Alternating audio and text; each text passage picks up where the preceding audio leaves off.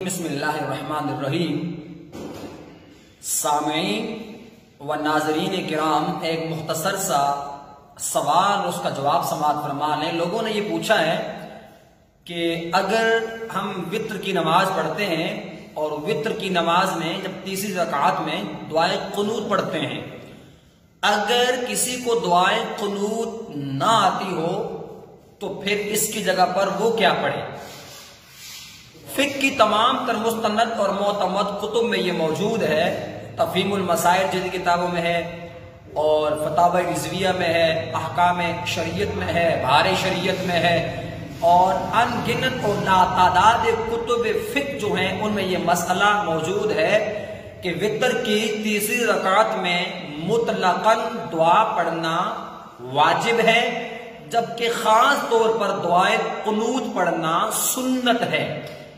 یعنی اگر کوئی بندہ دعائے قنوت نہیں پڑھ سکتا بامر مجبوری یہ ہے کہ اس کو یاد ہوتی ہی نہیں، یاد کرنے سے بھی تو دعائے قنوت کی جگہ پر تین چیزوں میں سے کوئی ایک بھی چیز پڑھ سکتا ہے۔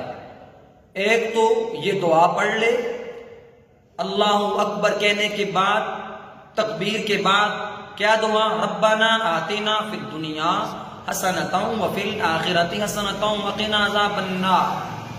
اور اگر کسی کو یہ دعا بھی یاد نہیں ہوتی تو 3 بار اللہ اکبر جب وتر کی تیسری رکعت میں وہ قرات کے بعد کہے گا تو تکبیر کے بعد 3 بار اللہم اغفر لی اللہم اغفر لی اللہم اغفر لی پڑھ لے۔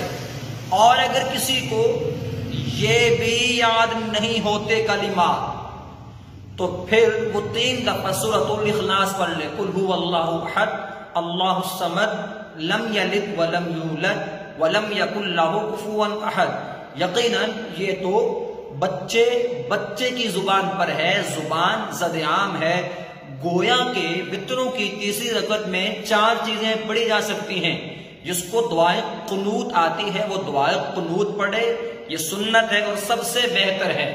لیکن اگر کسی کو دعائے قنوت یاد کرنے کی کوشش کے باوجود بھی یاد نہیں ہوتی تو پھر وہ ربنا آتنا فی الدنیا حسنۃ وفی الآخرۃ حسنۃ وقنا عذاب النار پڑھ لے، دوسری چیز۔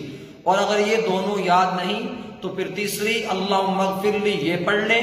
اور اگر یہ تینوں چیزیں یاد نہیں تو پھر چوتھی علماء کرام نے جو چیز بیان کی، جو کلمات بیان کیے، جو سورت بیان کی، وہ سورۃ الاخلاص ہے، اس کو پڑھا جا سکتا ہے۔